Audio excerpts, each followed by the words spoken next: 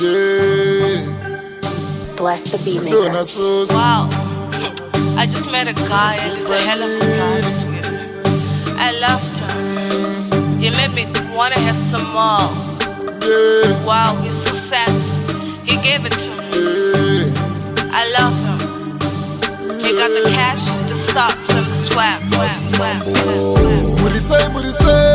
Murise koitoko fonera kata auye nezvibhodhoro nezvimoko skiri kuchururuka apa zvimoko zvacho naiwopo ndichingohereka apa tsoro dzangu dzabuda popo trip trip ndichingochururuka trip trip ndichingokunguruka trip trip ndichingochururuka trip trip ndichingokunguruka ndogona kutora mapepenyu mese mosara makamira ho ndogona kunyanganya handite zvematimba still ndiri bo ndokila mabhisi ndokila marappers ndokila mahaters ndopisa mamero ndopisa matsaga nevaya vanonetsa ndine sosi kunge bhaura chinimbi ndine sosi kunge shope machips ndine sosi ndakunge chirugwi kosi ndakugara nemachips bvunza Trinnie ndovarwisa vachigara vandibvise vanoda kuti ndibhipe manje ndini handisvite tebha nematebhura mabhepi acho atotapura mamera kutraya kukanzura shuga dzacho ndatogambula mabhebha kundinzwira nyota ngavauye kuno ndongovapamvura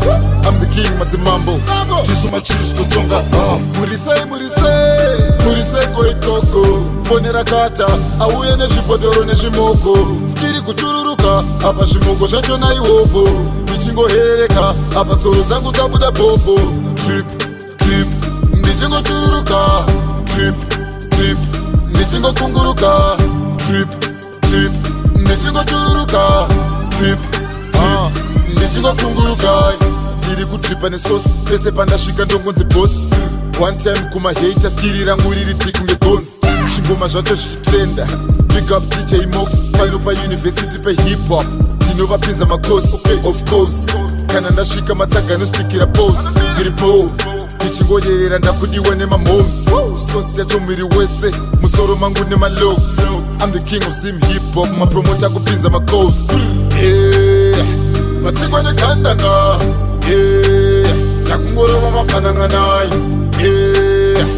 matsikwa nekandanga ndakungorova mapananganai murise koitoko fonera kata auye nezvibhodhoro nezvimoko skiri kuchururuka apa zvimoko zvacho naiwopo ndichingohereka apa tsoro dzangu dzabuda popo trip trip ndichingochururuka trip trip ndichingokunguruka trip trip ndichingochururuka trip trip ndichingokunguruka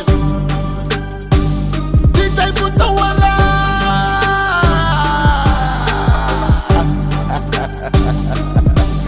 Yeah, you know how it is when the king is in the building. Madzimambo.